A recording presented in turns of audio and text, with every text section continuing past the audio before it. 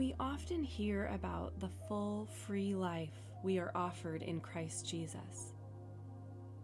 We long to be filled with the joy of the Lord, to be grateful in all circumstances. But despite our best efforts, these ideals can seem completely out of reach. Many things can get in our way of experiencing life as God intended. One such obstacle is living under the pressure of shoulds. Let's explore this concept as we enter into an imaginative visualization inspired by passages in Matthew 11 and Luke 11.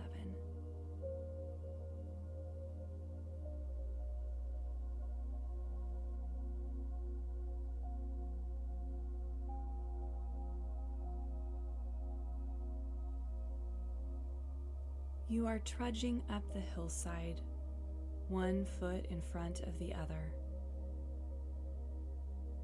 You will yourself to keep going, even though you are tired. The baskets and bundles you are carrying feel heavier and heavier with each step you take. You look over the items you are carrying to see if you can give up anything. But you can't. You really do need to carry every single one. You turn around and gaze down the hillside, taking in the now fairy-sized village at the foot of the mountain. You are doing a good job, and you have come a long way, you remind yourself. But you have a hard time believing your own words. Is it really supposed to be this difficult? Your destination looks discouragingly far off, and it feels as though you have been walking forever. You moisten your dry mouth with a swig from your water bottle. At least you can make one burden lighter. The corners of your mouth lift slightly. You can manage to keep going, and so you do. You pass by a small cottage with a white picket fence. The welcome sign over the front door smiles at you, but you should really keep moving. After some time, you see a bench nestled in the shade of a large old oak.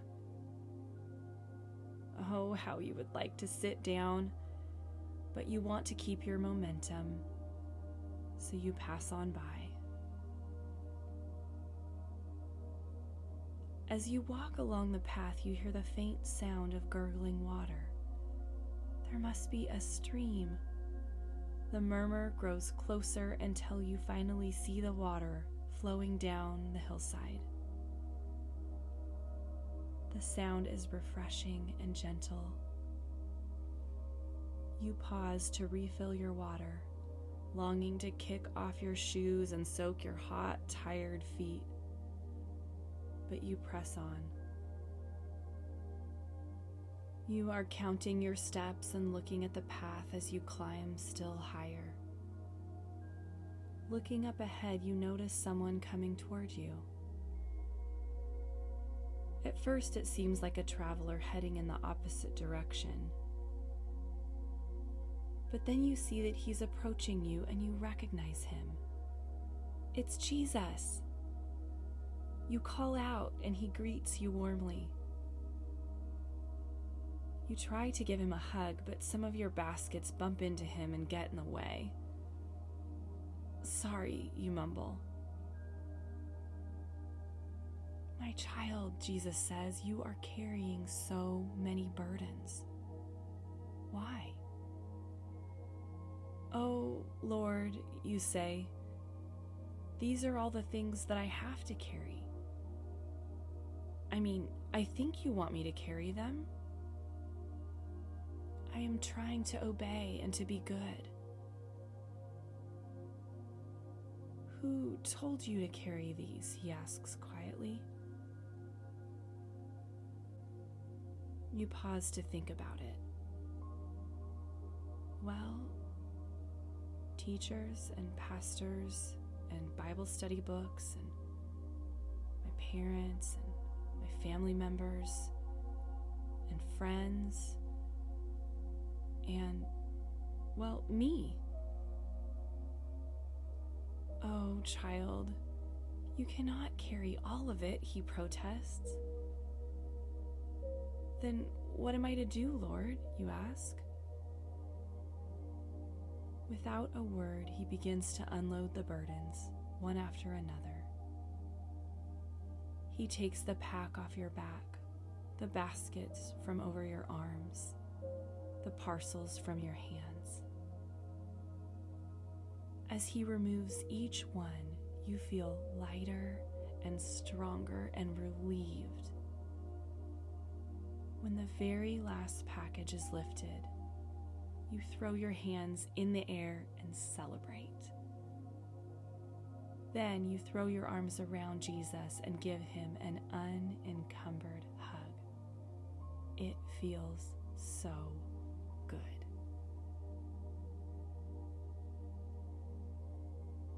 What about all of these burdens, you ask? What am I supposed to do? These were never meant to be your burdens, child, he answers. And handing you a single basket, he says, here is the load specifically designed for you to carry. You gladly accept the basket, marveling at its lightness. You give him another quick hug and head on your way. After a bit, you peek curiously into the basket. To your surprise, it is full of invitations. There is an invitation to enjoy a stream, an invitation to a meal at a cottage up ahead, another invitation to rest and take breaks, and an invitation to be with Jesus. The basket also contains a fresh loaf of bread and instructions on how to find someone in particular so you can share. Your eyebrows go up. This seems too easy, too good to be true. You swing your basket cheerfully as you resume your ascent with a joyful spring in your step and gratitude in your heart.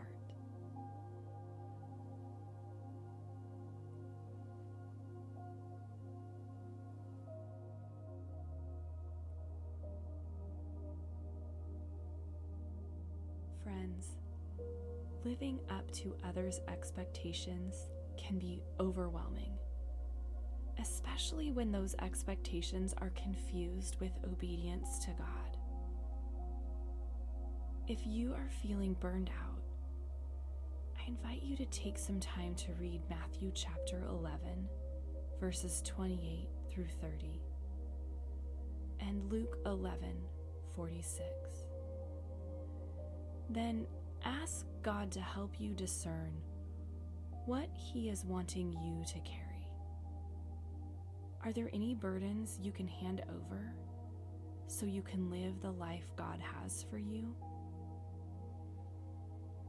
Letting go of pressure from others and ill-fitting assignments opens space for you to experience rest, authentic joy, and a sense of fulfillment. And it can take you one step closer to that full, free life in Christ.